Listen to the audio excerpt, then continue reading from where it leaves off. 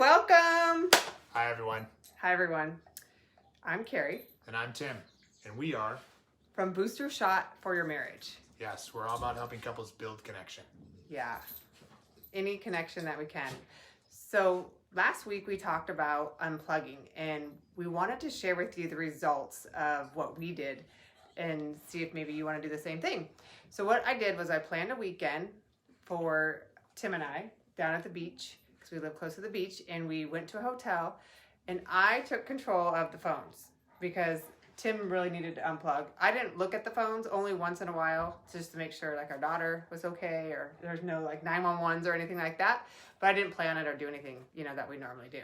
So what we wanted to do is share the results today with you of what we found from unplugging.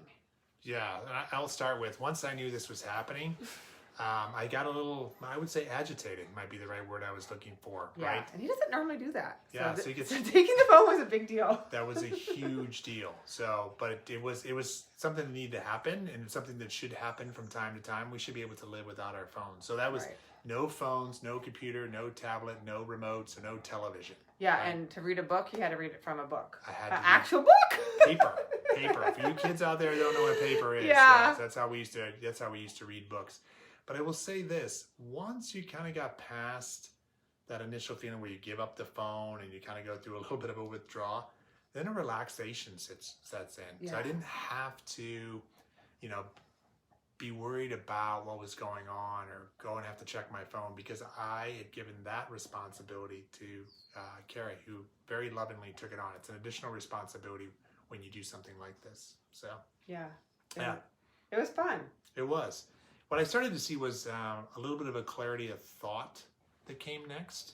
And what I mean by that is when we're always on our phone, it's always like whatever the next thing that pops up in front of us is the next thing that we're thinking about. When you don't have that phone in front of you, you now have this, what am I going to think about now? Yeah. Or you don't go down that rabbit hole. Like, I know so many times we all pick up our phones and to do one thing, but then there was 5 messages or 5 pop-ups on your phone, and you do all those, and then you didn't even do what you're supposed to. Right. Yeah. So, distractions. yeah. I called it the fog of distraction Oh, sorry. because it's you're absolutely right. It's the same thing. I meant to do one thing, but you end up doing a bunch of other stuff that you didn't really add value anyway, Yeah. which is another thing that I found on my phone. Most of what I'm doing on my phone, most of what I'm reading, I'm looking at, I never ever really use. So it's like, how do we get really focused on what's really, really important? And the only way to do that is to step away from your phone, first and foremost. That's what you have to be able to do. Otherwise, you think, oh, this is important, and I have to be able to do it. So, Right. We actually documented like how we felt and what we were going through just so that we could share. In a journal with paper and pencil. Yeah. No notes short notes or talking to your phone so Yeah. it captures it for you. Right. Yeah, sure. Yeah. Too. Another thing that really shifted was I didn't know what time it was, so I took off my watch. I didn't have that piece on either, so I didn't know that. So, then it was like, Is that well, your am I Apple really Watch? hungry, or Do I have to go to bed? do I have to what go to time bed? is it? I didn't know what time it was. It was very, very freeing. So it's like you can get really in tune with what's going on in your body. Yeah. And what's really going on with you when you're like, oh, it's 5 o'clock, I gotta eat, or it's 10 o'clock, I gotta go to bed. You don't necessarily have that. It's like, okay, I'm tired, I want to go to bed.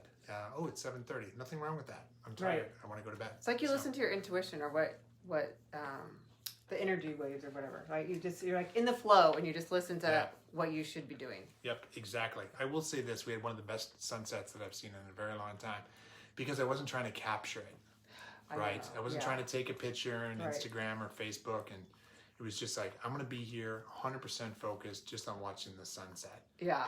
It was beautiful. And it was still a little bit cloudy and all of that stuff, but that didn't matter. It was still, oh, wow, look how different this one was. Because the first one, the first night we were there, it had a flash of pink, and that's my favorite color. Normally it's supposed to flash green, I think. Yeah, well, there's a green flash. Because our sunset hits the water down at the beach, and so it like pops up pink. It was really cool. Yeah, so sunsets and other things in life really become super relevant. So that piece is cool. So that's one thing I'm plugging. When you unplug, from your phone, you get to unplug you get to plug into stuff that really, really matters. And Carrie and I got a chance to do that. It was like a way for us to connect, a way for us to talk, a way for us to, clear some lint off of our relationship and and really refocus. What do we want to get through, through the rest of the quarter? What do we want to get through the rest of the year? Yeah. What are our long-term goals? How do we look Difficult when we're 80? conversations. Yeah, difficult conversations. Yeah, all of that stuff. Yeah. And you can't do that when you're on your phone. No.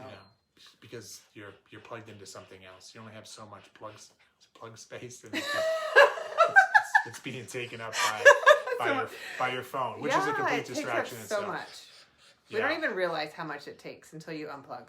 Yes, yeah. Which I think was one of the key things that that I really learned is that most of the stuff, whether it's an email, Slack message, news feed, any of that stuff, really, really doesn't matter. And when you're really focused on who you are and being unplugged, all of that stuff, and being connected, that's the real thing. This connection. That's what matters. Yeah, because work at the end of the day. Yeah, work is work, but I'm not going to work my whole life for it. But I'm going to spend the rest of my life with Carrie. So. And our dog. And our dogs. Yeah.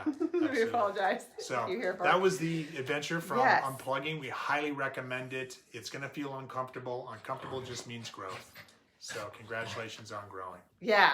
Go try it and put in the comments how you feel and what you're going to do to unplug. We would love to hear, love to hear your experiences versus ours. Yes, for sure. Until next time. Yes. Thank you. Bye.